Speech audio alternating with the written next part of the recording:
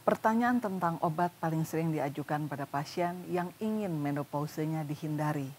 Hal ini yang tidak mungkin untuk dilakukan. Menopause bukan sekedar berhentinya haid dan haid yang kembali bukan satu-satunya tujuan untuk memberikan obat atau tujuan utama untuk memberikan obat untuk pasien menopause. Seorang dokter akan dengan cermat mengamati keluhan mana yang paling mengganggu, maka itulah yang biasanya menunjukkan pentingnya sudah memberikan obat-obatan di samping memperbaiki gaya hidup.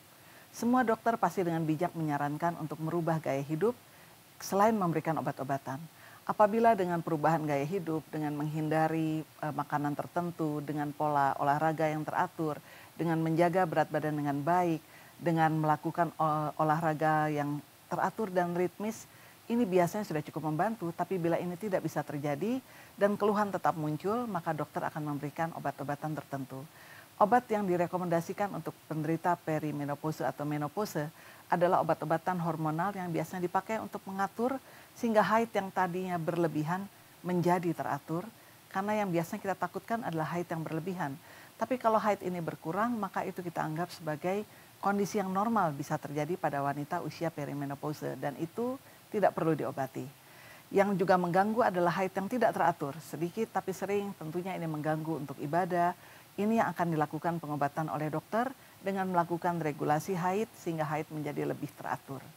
Tapi haid yang tidak muncul itu bukan target untuk diberikan obat supaya haidnya kembali lagi. Obat bisa diberikan bila keluhan yang mengganggu ini sampai mengganggu kesehatan. Contohnya sulit untuk melakukan kontak seksual karena nyeri, maka beberapa dokter bisa meresepkan obat-obatan yang mengandung estrogen dan ini bisa memperbaiki lapisan pada vagina dan menghindarkan rasa nyeri pada saat hubungan seksual tersebut.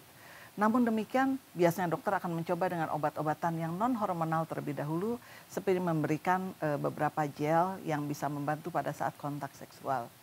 Obat juga diberikan bila penderita atau bila perempuan usia menopause betul-betul mengalami gangguan saat buang air kecil. Karena gangguan buang air kecil ini membuat dia tidak nyaman dan tentunya akan bisa menyebabkan infeksi. Anyang-anyangan, adanya darah pada urin kadang-kadang dapat disebabkan karena adanya iritasi pada saluran kemih dan membutuhkan terapi hormon yang lagi-lagi juga akan diberikan kombinasi dari estrogen untuk memperbaiki epitel atau lapisan dari kandung kemih tersebut. Dan ini umumnya membantu dan menghindarkan pasien dari keharusan untuk mengkonsumsi antibiotika. Nah, hal lain yang juga bisa diberikan adalah obat-obatan yang bisa mengatur keasaman lambung sehingga pasien terhindar dari mengkonsumsi obat-obatan dikategorikan sebagai obat mah dalam waktu jangka panjang. Nah, ini juga bisa diberikan untuk menghindarkan juga iritasi pada saluran lambung yang berlanjut yang bisa menyebabkan kadang-kadang sampai menyebabkan perdarahan pada lambung.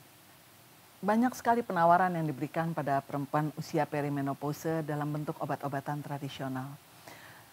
Seorang perempuan pada usia perimenopause harus sangat cermat untuk menerima tawaran seperti ini.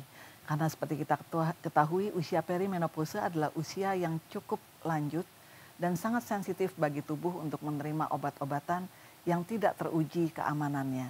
Karena itu obat-obatan tradisional betul-betul harus obat-obat yang memang sudah teruji keamanannya dan umumnya isinya adalah kombinasi dari beberapa zat yang memang secara umum dipakai untuk obat-obatan. Salah satu yang ada di literatur atau ada di kepustakaan adalah penggunaan jintan hitam atau black cohosh. Nah, penggunaan ini dalam jumlah yang tepat dan diuji dengan tepat kerap dikatakan bisa membantu pada perempuan usia menopause.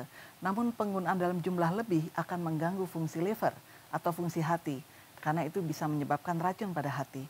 Karena itu berhati-hati untuk menggunakan obat-obatan tradisional yang tidak direkomendasikan oleh dokter atau belum teruji dengan baik. Penggunaan ramu-ramuan pun sama sebetulnya kalau itu digunakan tanpa dosis yang tepat akan sama berbahayanya. Umum seperti pada mereka yang pada usia lanjut atau usia tua, maka hati-hati sekali dengan penggunaan obat-obatan dalam jumlah besar, dalam dosis besar yang dikategorikan sebagai obat herbal sekalipun. Gunakanlah dalam jumlah kecil, dalam jumlah yang pantas, yang wajar. Contohnya beberapa rempah antiinflamasi dimasukkan dalam makanan, itu adalah hal yang wajar. Tapi penggunaan rebusan dalam dosis yang besar harus dikategorikan sebagai hal yang hati-hati. Kita ingat bahwa perempuan usia perimenopause mempunyai kelemahan yaitu pada saluran cernanya. Kerap kali banyak penderita atau pasien yang datang karena mengkonsumsi obat-obatan dan akibatnya menderita diare. Jadi pesan kami adalah hati-hati menggunakan obat dan hanya gunakan obat yang sudah direkomendasikan oleh dokter dan teruji keamanannya.